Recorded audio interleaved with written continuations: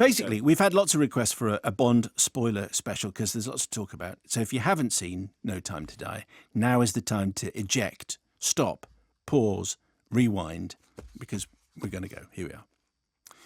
An email from Maddie Powell. Dear Mark and Simon, firstly, I would like to applaud your stance on the criticisms of No Time to Die that were based on the complainants moaning about the world becoming a slightly fairer place. Oh, yeah. Nothing seems to annoy some people more than that. It's very easy to either ignore that kind of thing or let them have their say. Well, we've never agreed with that, have we? You give me hope and courage, says Maddie. I love that you kept any hint of a spoiler out of your Bond review and subsequent chat. Thank you. But having seen the movie, I would love to hear your thoughts on the details. Yes. Bond cuddles a kid. Bond... Go on. I can't say it. He dies. Please, can we have a spoiler? You said it in front of an open microphone, and it's the end of the world. Lisa Smith. I feel the same way about you saying that as I do about you saying the word in the Steve Miller song. I've said that enough times. I'm not going to say it again in case people... Go to another channel. Yes.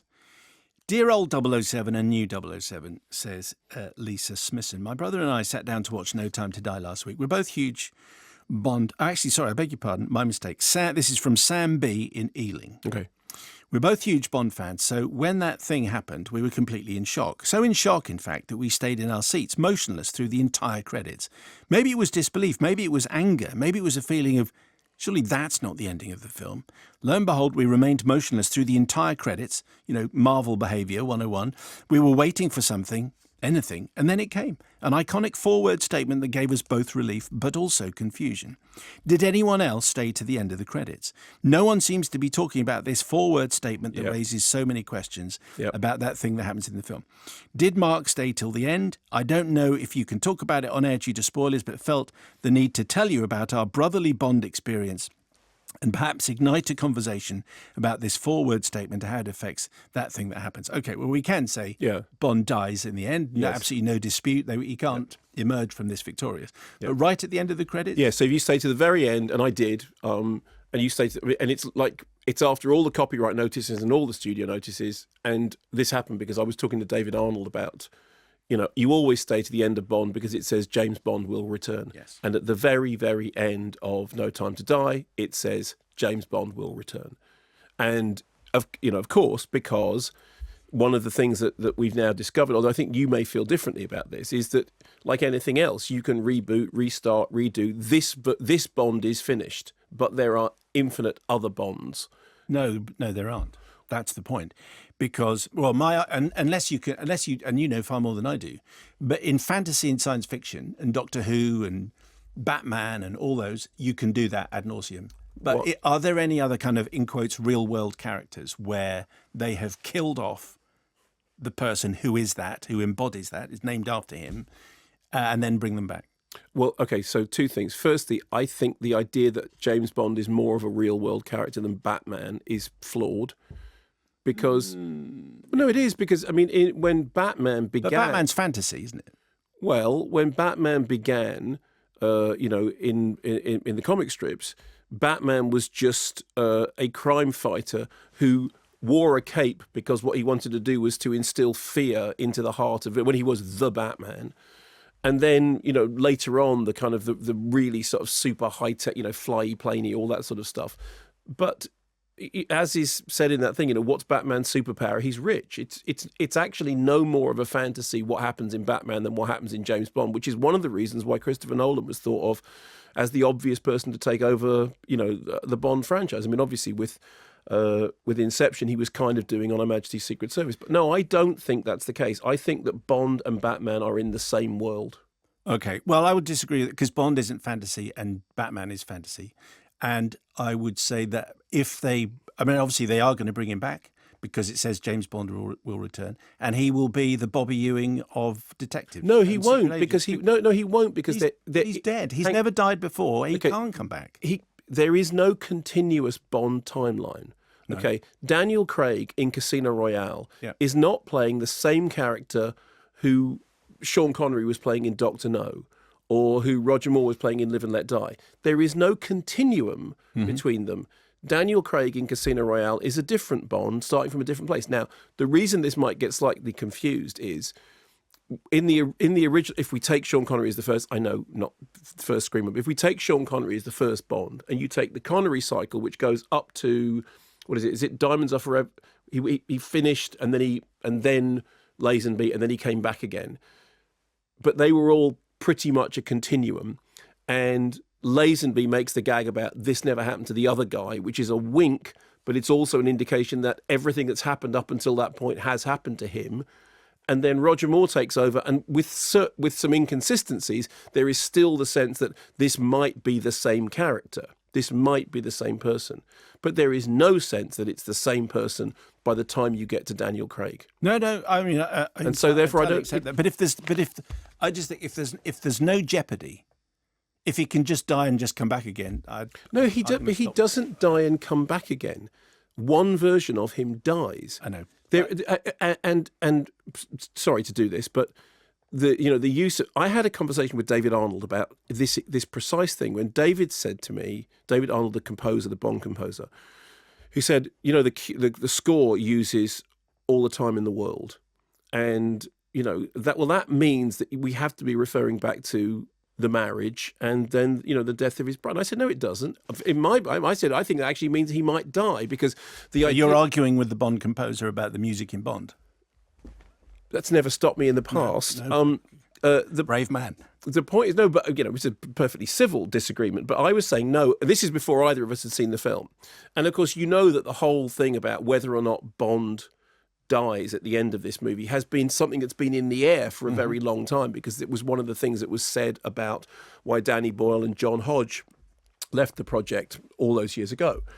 But I said, it just means there is a tragedy. And David Arnold said, no, it doesn't. You can only use that piece of music in connection with that specific tragedy of the loss of Bond's wife. And I said, no, that's not right. You can use it you can use it as, in fact, they do in No Time to Die, which is that it just implies an actual tragedy. Now, when Bond's wife, new bride, dies at the end of On Her Majesty's Secret Service, that pain carries on immediately into them. But there's no sense that that Daniel Craig has ever felt that pain, because he's a different version of Bond. So it's not his Bond can't come back. Daniel Craig's Bond can't come back, but there can be any other incarnation of Bond. I mean, what I would like, my preference would be for 007 to come back. And as indeed in the movie, there is another 007 who then says, no, Lynch. Let's give it back to Daniel Craig. So I don't have a problem with it. I just think I understand the logic of what you're saying. It just feels inappropriate. And I think a lot of people have felt that cannot happen. But I think one of the reasons it's so great is that wow, they actually did it. They actually, in the same way that I felt. I remember the first time I saw On Her Majesty's Secret Service, and he gets married. I couldn't figure out how they were going to get out of this. I didn't know the plot of it. I was watching it for the first time, and he was like, "Oh, how are they going to get?" And then they get out of it by, "Oh, that happens." I can't, and that still sticks with me now. And I feel like I did feel like, wow, they actually went for it. And I must say, hats off to everybody who was involved in the production and didn't let on that was the secret. Kept it secret, because none of us knew. None of us knew. I mean, I remember having conversations with people saying, what does he? And they've just, I knew nothing at all. And it also makes me slightly more forgiving, though I'm still annoyed about not being allowed to interview Daniel Craig without having seen the film, because if you had seen the film before doing the interview, you would have a whole different, it would just change the tone of the questions, and nobody would be saying, who's going to play James Bond after you, because it's such a loaded question. And nobody would feel free to ask that. Anyway, Lisa Smithson, I've left the cinema angry. I don't understand why they've done what they've done with the narrative part, from trying to feel big and clever. A good film, a bad Bond. So the whole thing carries on. Bond carries on, whilst ending it the way they might be forgiven. What really was the point of doing it, apart from, look at this? Why can't we have our Bond as the undefeatable hero? What will happen next? A complete reboot, which is exactly what Mark is saying. Yeah. Someone else walks up to Ray Fiennes and says, hello, Em, what's my next assignment? I may be getting old, but I just want what I want, a bit of low-risk escapism, and this Bond didn't deliver. David Eagle. Sorry, with one point on that. I think you have to wipe the slate clean with all the other characters. I think if you have Ralph Fiennes or anyone who's, I think that would cause a problem. I think if you're going to do Bond again now, it has to be a completely different cast. You have to start from tabula rasa. This is I think this is it's my last one. David Eagle.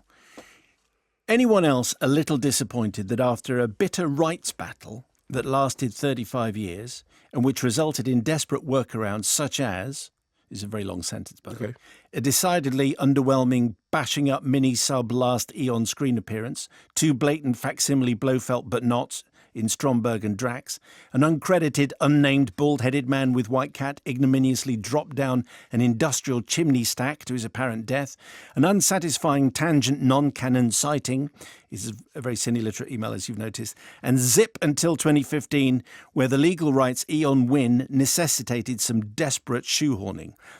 So the sentence continues, still all one sentence. Yeah. The Ernst Stavro Blofeld and his sinister, all-powerful, all-pervading Spectre organisation were wiped out with little more than a switched USB stick, some excess vape smoke, and a mucky hand in less than one whole film screen time. Decades worth of legal jousting for that. The dude has brought the world to its knees on a fair few occasions, has even had Big Ben chime one extra time, and he goes out with an off-screen whimper. Underwhelming. He's written with full stops. 4 full stops. All the best, David Eagle. Okay. I mean, yes. I mean, I don't feel the same way, but okay, that's a completely valid criticism that I don't share. But do you have any of that feeling? No, to be honest, I'm not familiar with the bitter rights battle. No, me neither. 35 years. Me neither. So there you go. I got to go and prep for before the next Bond. I will know precisely. But again, that's the other thing. Can I just say one other thing? Yeah. Otherwise, I forget about it. I'm convinced that a few years ago, a tabloid, any one of them, the following day after the first premiere would have put James Bond is dead on the front page. So not only is it a credit to everyone who's worked on the movie for keeping the secret, but the fact that in general, the secret is there are lots of people who haven't seen Bond who still don't know, which is an incredible thing. It is. With the internet being what it is. A lot. There are places you can go for spoilers, but in general, everyone has behaved rather well. Weirdly, one of the first places that all this started to come was on Soundtrack's discussion groups, because people, once they knew that All the Time in the World was in there, started sort of pre-movie spoilering. But generally, you're absolutely right. Generally, people have been very, very... And actually, I think that says something about how significant it is that it happens in the film. Because people have treated... I mean, even now, I feel uncomfortable about talking about it. And Dumbledore's dead as well. It's quite a lot to take in. How long was it before? I mean, I think we can say that. We could say that on the actual show on live radio that Dumbledore dies, because it's been a long, long time since the book and since the movie. But how many years had passed before? Many. That was okay. Yeah, no, that was a long time coming, wasn't it?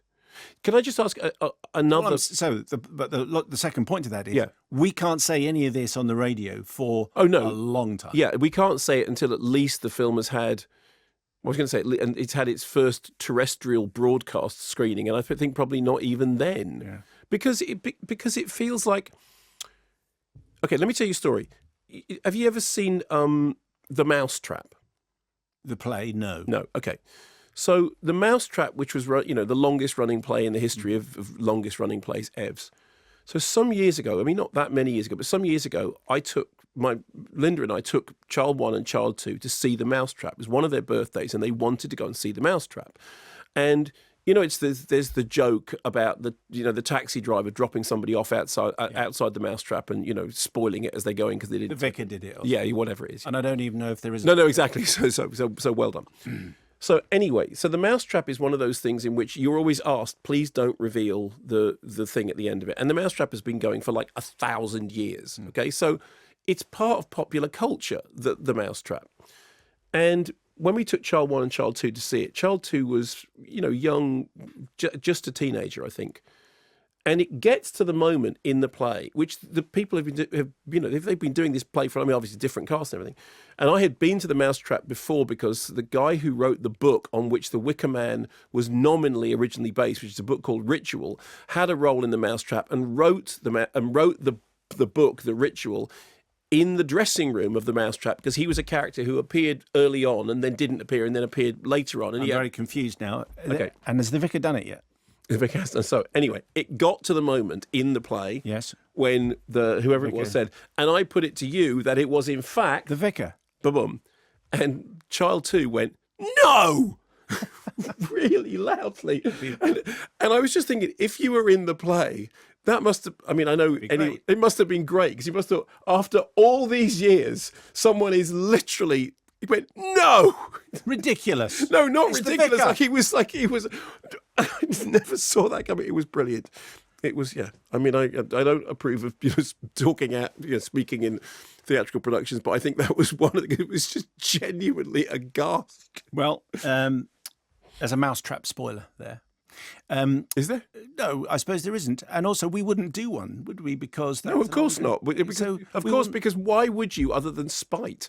Anyway, so we won't be referring ever again to the things that we have just been discussing in podcast, because people might stumble into. We can't do another James Bond spoiler. No. So before we finish, I know we have to finish now. We do. Just a last question.